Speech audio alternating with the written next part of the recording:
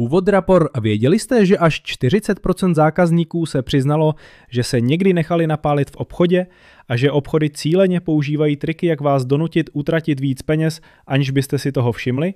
No dnes vám ukážu 7 způsobů, jak vás obchody podvádějí a hlavně, jak je přechytračit.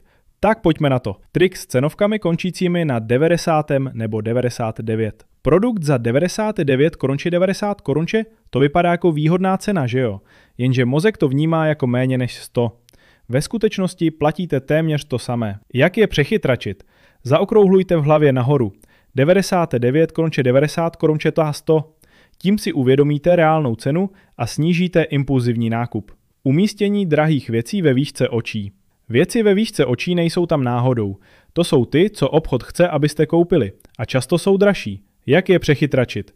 Podívejte se nahoru i dolů, často tam najdete levnější a stejně kvalitní alternativy.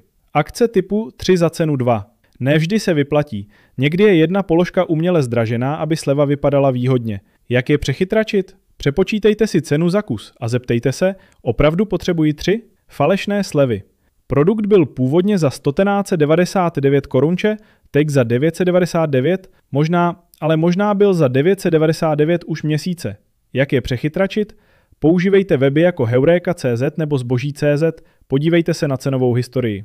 Košíky větší než potřebujete. Velké košíky dá více místa, lana větší šance, že nakoupíte víc. To je psychologický tah. Jak je přechytračit? Vemte si menší košík nebo košík vůbec. Vejde se tam jen to, co opravdu potřebujete. Vůně a hudba.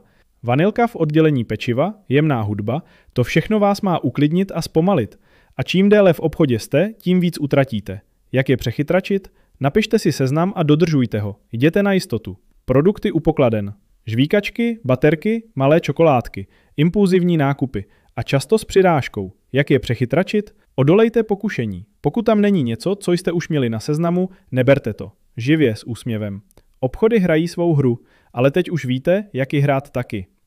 Pokud vás některý trik překvapil, dejte like a napište dolů do komentářů, jestli jste se s nějakým takovým už setkali.